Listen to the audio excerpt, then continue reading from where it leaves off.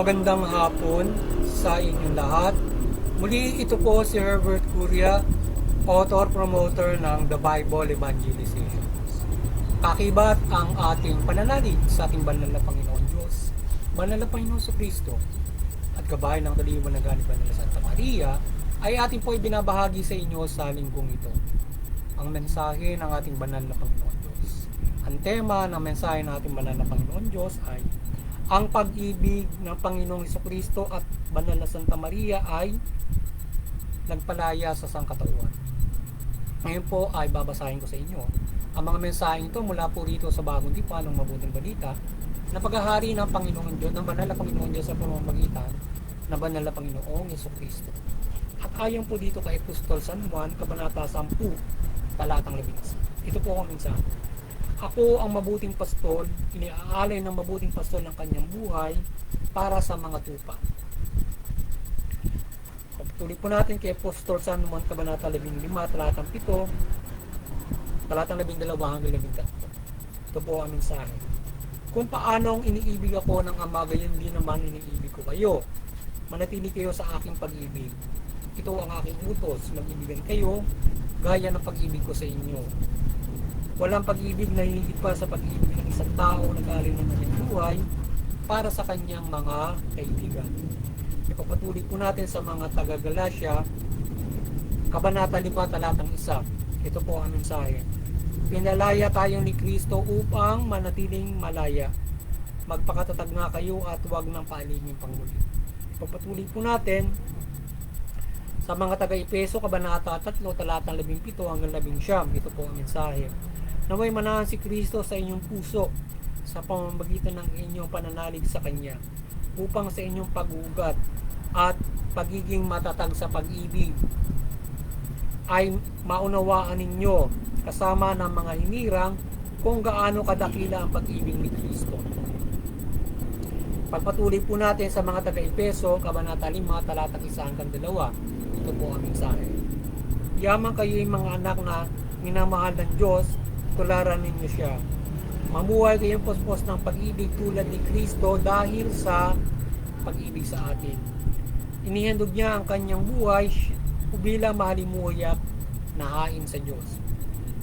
Patuloy po natin kay Apostol San Lucas, Kabanata 1, talatang 30 hanggang 31 at 38. Ito po ang mensahe. Kaya't sinabi sa kanya ng anghel, huwag kang matakot, Maria, sapagkat kinalulugdan ka ng Diyos. Makinig ka at ikaw ay maglilihi at manganganak ng isang lalaki at siya ay pangangalanan mong Jesus. Sumagot si Maria, ako'y alipin ng Panginoon, mangyari sa akin ang iyong sinabi, at nilisan siya ng anghel. Ito po ang mensahe salita ng ating banal na Panginoon Diyos. Ating pong pasalamatan ng ating banal na Panginoon Diyos, banal na Panginoon sa Kristo, banal na Espiritu Santo, at gayon din po ang ating banal na Santa Maria. Maraming salamat po, banal na Panginoon Diyos, banal na Panginoon sa Kristo, banal na Espiritu Santo, at banal na Santa Maria.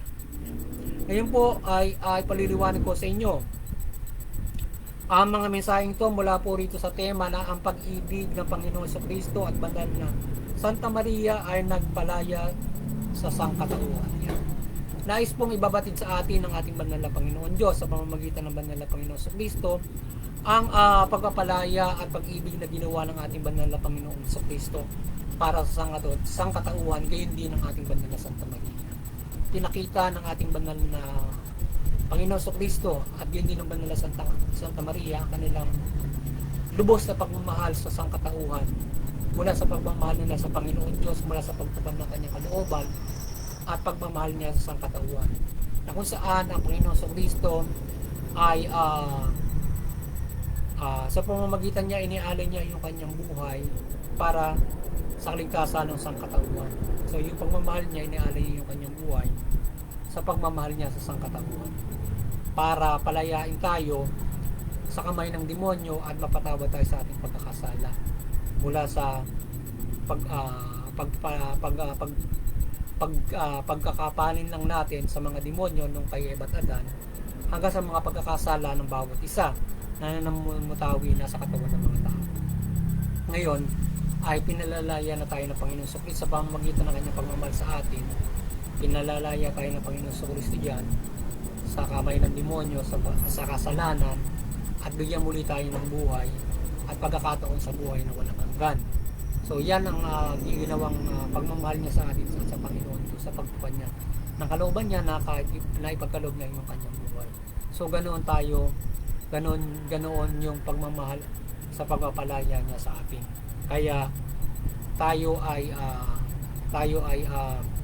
manampalataya tayo ng lubos sa ating Panginoon Kristo para patuloy na yung kanya, para sa patuloy na ating makamit yung kaligtasan sa ating pamumuhay, sa pang-araw-araw nating pamumuhay. Yung kanyang salita o yung kanyang inialay sa atin, iniaral sa atin ay patuloy nating sa buhay sa pananampalataya natin sa kanya, para patuloy tayong lumaya sa kamay ng demonyo at hindi tayo malinlang muli sa ating pang-araw-araw na pamumuhay o sa bawat mga henerasyon. Sinasabi nga ng Panginoon Kristo ay pinalaya tayo ng Panginoon Kristo, kaya tayo ay magpakatatag. So doon sa pagpapalayang ginawa sa atin, magpakatatag tayo, patuloy tayo magbagong buhay para hindi na tayo mabalik pa muli sa kamay ng demonyo mula doon sa iba't ibang mga tentasyon na ginagawa niya sa atin. Pinahihirapan niya yung mga tao para itakwil ng Panginoon Diyos at yakapin ay ang kasamaan mula sa iba't ibang mga gawa. Halimbawa, paghihirap. Kung naghihirap ka, so pinahihirapan ka ng demonyo mula doon sa kanyang mga kampo ng mga nagsasamantala na kaisa niya hindi nagbago at kaisa niya sa mga kasamaan. Tayo mga pinahihirapan niya ay syempre tayo ay kanyang tutuksoin sa paggawa ng hindi mabuti. So paano ka ba gagawa ng hindi mabuti kapag ikaw ay naghihirap? Marami. Kumuha ka ng pagnanakaw, iba't ibang mga violation of the law, or paglabag sa kautusan ng Panginoon Diyos, at paglabag sa batas, paglabag sa pamahalaan. So ngayon nagkakasala ka. So ngayon niyayakap mo unti-unti ang demonyo hanggang sa pailalim ka sa lubos sa kanyang kapangyarihan, mula dyan sa paggawa ng masasama na yan, o direkta kang manalig sa demonyo, o mula dyan sa paggawa ng hindi mabuti, at yan ay magdudulo sa iyo ng kapahamakan, praktikal and spiritual. Kaya tayo ay magpakatatag sa pagpapalaya na ipinagkaloob sa atin ng ating banal na Panginoon Kristo, na lumaya tayo sa demonyo sa mga pagkakasala. So pahakin natin ay yung spiritual na pamumuhay na iniaral sa atin ng Panginoon Kristo, na tayo ay mamuhay ng mabuti, may pagmamahal sa kapwa. So tayo ay sinasabi na ng Panginoon Kristo na tayo ay mamuhay ng may pag-iibigan. Kagaya ng pag-ibig na ibinigay niya sa atin, ganoon din tayo umilig sa ating kapwa. Ganoon din tayo magmahal to the extent na ipagkaloob pa natin ang buhay natin para sa kapakanan ng ating kapwa natin. Sa ganoon dapat yung pagmamahal na ating ibinibigay sa isa't isa. So na tayo ay pwede natin ipagkaloob sa isa't isa ang ating buhay sa pamamagitan ng Panginoon Kristo, sa pagmamahal na ibinigay niya sa atin. So kaya tayo ay makapamumuhay ng mabuti at hindi tayo gagawa ng isa't isa, lalo na to the extent na papatayin mo yung kapwa-tao mo because of the pagmamahal na ganyan ang ating pamumuhay na gagawin na pagsasakripisyo. Hindi ka papatay kundi bibigay mo yung sarili mo para sa kabutihan ng kapwa-tao. Ganun mga bagay na napagtupad ng kalooban ng Panginoon Diyos o paggawa ng mabuti. So hindi ka gagawa ng sapagkat just simply na gagawa ka ng mabuti para hindi ka mapahamak, mauwi ka sa kamatayan. So kung gagawa ka ng masama, nag-suicide ka naman. So hindi ganoon. Dapat ay halimbawa kagaya ng example natin na kung ikaw ay naghihirap, pwede kang magutom, pwede kang mamatay. So ngayon ay dahil sa paggawa mo ng mabuti, hindi ka gumawa ng masama para kahit nagugutom ka. So namatay ka, ibig sabihin ay ikaw ay naging sumunod ka sa kalooban ng Panginoon Diyos. So kahit para lamang sa para hindi magkaroon ng kaguluhan, kasamaan para sa sarili mo at kapwa-tao mo. Kung iniyaan mo na yun ay maganda na mangyari sa iyo para para masunod mo ang kalooban ng Panginoon Diyos. Pero marami ang Panginoon Diyos kapag sinunod mo siya at hindi ka gumawa ng masama, tutulungan ka syempre na ikaw ay mabigyan niya ng kakanin, nabigyan ka niya ng pagpapala. Hindi tayo pababayaan ng Panginoon Diyos kapag sinusunod mo siya. Kapag ikay nananampalataya. Basta't huwag kang gumawa ng masama at gumawa ka ng mga bagay na mabuti para sa iyong kakanin. Maraming bagay naman na tayo matutulungan at idalangin natin sa Panginoon Diyos kung paano tayo malalamnan ng sigmuran. Pwede tayong hindi ng tulong sa kapwa-tao, hindi tayo nagawa ng masama. Para tayo matulungan, trabaho. Pwede matulungan ng trabaho, pasamantalang pagkain. Andyan yung gobyerno para tumulong sa mga mahihirap. So sabihin na iwasan natin yung temptasyon na kagutuman para gumawa ng masama. At yung gobyerno naman ay ginagampanan niya yung kanyang pagpuli para bigyan ng trabaho, bigyan ng kakanin yung kanyang mamamayan. Sapagkat ipinagkatiwala sa kanya ng Panginoon Diyos yung yaman ng mundong ito para isabli niya, para ibahagi niya ng maayos, patas para sa mga tao. Yun ang gampanin ng pamahalaan. Ngayon, ay dapat ay gawin nila yun para at wag silang matemptasyon ngayon sa kayamanan na ipinagkaloob sa kanila ng Panginoon Diyos na itong mundong ito, halimbawa itong mundong ito, itong nasasakupan niya, halimbawa pamahalaan ng bansang Pilipinas, so pinagkatiwala sa kanila ang bansang ito, isabyon nila na maayos ito, i-cultivate nila na maayos ito, kung paano mo niya maibabahagi ang kalikasan, ang yaman ng mundo ito to everyone of us fairly. Kakain lahat. So walang magugutom na Pilipino kung ang gobyerno ay gagampan sa kanya ito. Mapapakain niya lahat. So yung mga kaya dapat ay hindi matetempt sila sa kayamanan na pinagkaloob sa kanila. So kaya kung mapagtitiwalaan sila sa mali, mapagtitiwalaan sila sa malaking bagay.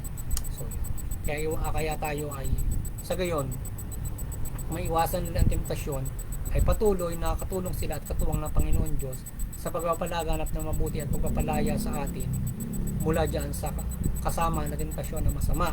Kaya yung mga nasa pamahalaan sila yung pinagkakatiwalaan higit para makaiwas sa temptasyon ng kasamaan at makapagpalaya katuwang ng Panginoon Diyos laban sa kasama. Pero ayun, marami sa pamahalaan ayun, puro mga korap, puro mga abusado. So yun ang mahirap doon.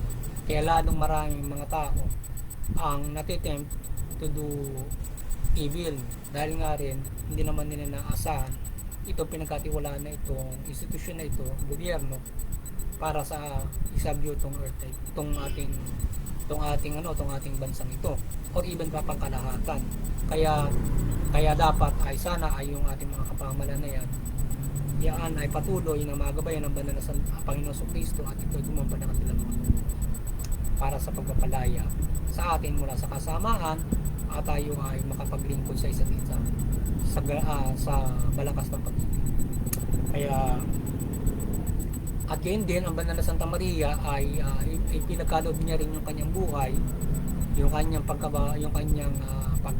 pagkadalaga na siya ay maging isang ina sa pagtupad ng kalooban ng Panginoon Diyos. Nadalain niya yung sa sinapupunan ng Panginoon Kristo sa pamamagitan ng gabay ng kapangyarihan ng Espiritu Santo para mangyari yun. Ngayon ay binibigay niya yung buhay niya para sa pagiging isang ina, para mabigyan ng buhay ng Panginoon Kristo at magbigay buhay sa sangkatauhan, mapatawa tayo ng Panginoon. Sa gayon, gano'ng kalaki ang pag-ibig ng banal na Santa Maria, pag-ibig niya sa Diyos para matupad ang kanyang katulad. Kaya napakalaking bagay ang ginawa ng banal na Santa Maria ng banal na Panginoon Kristo for our salvation na ating tinatamasa ngayon. Kaya tayo ay magpakatatag sa kalayaang ipinagkaloob na yan at iwasan natin yung paggawa ng mali. Paging gabay natin ang pag-ibig, ang pananampalataya kay Panginoon Kristo, sa pananampalataya natin sa Panginoon Diyos, mula rito sa mabuting balita kung paano tayo mananampalataya at mamumuhay ng may pag-ibig o pamumuhay ng may pananampalataya. So yung pamumuhay natin na may pananampalataya, ayun nga tayo ay dapat ay umibig sa isa't isa sa Panginoon Diyos, sa Panginoon Kristo. Ganoon yung pananampalataya na dapat nating ginagawa kapag tayo ay sa pananampalataya natin kay Panginoon Kristo, sa pananampalataya natin kay Panginoon. Kaya sana ay maputawi sa ating mga puso ang Panginoon Kristo, ang kanyang pag-ibig, para patuloy natin maunawaan ang kanyang pag-ibig, para maisa practice natin ang pagtupad nito, ang mabuting balita sa balangkas ng pag-ibig. So yun at magaya natin ang kalooban ng Panginoon Kristo sa pamumuhay natin sa buhay nito, magkaroon tayo ng kaligtasan sa Espiritu daily at mamuhay tayo ng mabuti. So yun, muli sana ay naliwanagan na naman ng ating banal na Panginoon Kristo ang lahat at nagabayan at patuloy na nagabayan ang inyong mga naliwanagan at nagabayan ng inyong espiritu at ang inyong buhay at nagabayan kayo sa kaligtasan sa pang-araw-araw nating pamumuhay hanggang sa darating pang panahon, hanggang sa buhay na wala, hanggang sa itinakda ng Panginoon Diyos. Sana patuloy tayo magabayan ng kanyang kaliwanagan mula dito sa mabuting balita at tayo patuloy naman ng palataya sa ating Panginoong Kristo para sa ating kaligtasan at mamuhay tayo ng mabuti. Yan, tayong lahat nakakaisa tayo at mabuklod tayo sa pamumuhay na mabuti sa kaliwanagan at buhay sa pamamagitan ng Panginoong Kristo. At sana patuloy tayong gabayan ng kaliwanagan ni Banal Santa Maria ng presensya ng Panginoon Kristo, Panginoon Diyos, Panginoon Kristo, mula sa presensya ng kaliwanagan ni Banal Santa Maria sa ating pamamahagi ng mabuting balita. Sana gabayan tayo ng presensya niya, maliwanagan kayo ng kanyang milagro, ng kanyang aparisyon sa ating pamamahagi ng mabuting balita. Maging maliwanagan paliwanagan kayo ang bansang ito at ang buong mundo mula dito sa bansang Pilipinas sa ating pagbabagi ng mabuting balita sa gabay na Banal na Santa Maria. So, sana sa patuloy na paggabay na ito ng ating Banal na Santa Presensya ng Panginoon Diyos sa pagbabagi ay ang bansang ito ay magliwanag sa buong mundo at sa paggabay ng mabuting balita mula sa ating simbahan at sa ating pagtulong sa gabay na ito sa ating Banal na Santa Maria. At doon sa Interfaith Unity, patuloy tayo magkaisa, unawain natin yung ating mga relihiyon para hindi tayo nauuwi sa mga sigalutan at nauuwi sa mga karahasan. Lalo na yung mga walang relihiyon na o iba't ibang mga pananaw, sana makisa kayo sa Interfaith Unity para maiwasan din yung hate crimes na pupuot kayo sa mga relihiyon at nakagagawa na hindi mabuti. So, kayo makisa para maunawaan ang mga relihiyon kung paano ang pananampalataya kay Panginoon. Paunawaan din namin ang inyong side sa inyong iba't ibang mga paniniwala. Sa gayon, ay magdudulot ito ng kapayapaan, kabutihan, at tayo ay yung ating pagkakaisa ay ating palaganapin ang pagkakaisa, kapayapaan, pamamahalan, iba't ibang mabuting aral, at makagagabay tayo sa mga family, community, bansa at buong mundo. Lalo din sa mga pamahalaan, mga legal na ipinatutupad ito para ito ay maging barrier din upang maiwasan yung sigalutan na nauwi sa karahasan at tayong lahat ay makapanampalataya at may malaya tayong pananampalataya sa anong mga bansa o sa mga parte ng mga bansa ay nakapanampalataya ang bawat mga tao sa kanilang pananampalataya, lalo na tayong mga Kristiyano. So yun, at muli sa ating munting kakayanan ay patuloy tayong nananampalataya ng gabay ng kaliwanagan ng gabay ng kaliwanagan, patuloy na gabay ng kaliwanagan ng Panginoon Diyos, Panginoon Kristo, Banal na Espiritu Santo at Banal na Santa Maria. Sana patuloy tayong gabay niya ng kaliwanagan at ng kanyang kapangyarihan at iba't ibang pagmamilagro. Lalo na sa paggabay natin sa kapamalaan ng mabuting balita, gabayan din tayo ng milagro ng Panginoon Kristo, Panginoon Diyos para sa ating pagbubuklod at paggabay sa pamahalaan at pagbubuklod ng mga kapamalaan sa pagpapailalim kay Panginoon Kristo at Panginoon Diyos at sa lahat ng mga tao. Sana patuloy tayong magabayan ng kanyang kaliwanagan ng gabi at Good Mother Mary at iba't iba niyang pagmimilagro sa atin. Kaya yung mga kapamalaan, magabayan kayo ng kaliwanagan ng Banal na Santa Maria, mabuklod kayo at mamahala kayo ng mabuting matulog. Tugnin yung kalapatang pantao. Sa gayon ay at patas ng hostisya, sa gayon makikinabang inyong mamayan. Makapamumuhay sila ng mapayapa ayon sa karapatan, matuwid. At higit sa lahat ay makapanampalataya sinunod sa ating banal na Panginoon Diyos mula Panginoon sa Kristo. Kaya muli, sana ay patuloy tayong pagpalay, protektahan ng Panginoon Diyos mula Panginoon sa Kristo. Sama-sama tayong mamuhay ayon sa mabuting balita. At patuloy na kayo ay ating hinihikayat na manampalataya sa ating Panginoon Diyos mula Panginoon sa Kristo at patuloy natin siyang pasalamatan at papurihan sa pamamagitan ng Panginoon. Magandang hapon sa inyo lahat.